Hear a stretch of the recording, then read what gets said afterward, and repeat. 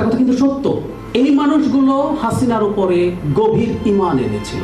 তার body builder ছেলে সোহেল তাজ প্রায় দেখবেন এটা নিয়ে হতাশা প্রকাশ করেন। উনি রিসেন্টলি দেখবেন যে সে সাক্ষাৎকার দিচ্ছেন এবং সেখানে উনি হতাশা প্রকাশ করছেন যে তার বাবার অবদান।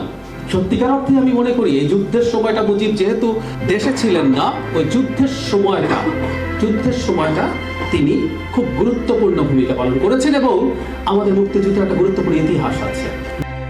সত্যি ওদের ঈমান ছিল, ওরা সবাই ওকে ভালো মানুষ মনে করতো তা না, মানে এই ঈমানটা অন্যরকম। শয়তানের উপরও কিন্তু ঈমান, যেমন আমরা শয়তানকে কিন্তু খুব পাওয়ারফুল মনে করি।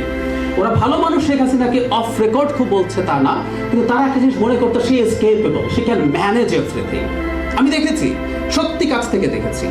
এবং এটার কারণও ছিল 14 সালে একটা ভোট হওয়ার আগে যে সরকার হয়েছিল সে সরকার 5 বছর টিকবে আমরা কেউ মনে করি নাই, but it happened, she made it happen.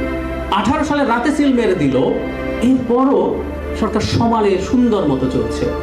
So র্যাবের যে স্যাংশন আসলো, this is the first time that narrative was debunked. আমি কিন্তু তখন দেখেছি এবং আমি আমার জায়গা থেকে এই কথাগুলো বলার চেষ্টা করেছি, শি ক্যান ম্যানেজ এভরিথিং, এই জায়গাটা কিন্তু ভেঙে গেল। এবং এই যে মনোবলে চিড় ধরা, এই চিড়টা কিন্তু দুদিকে ধরে।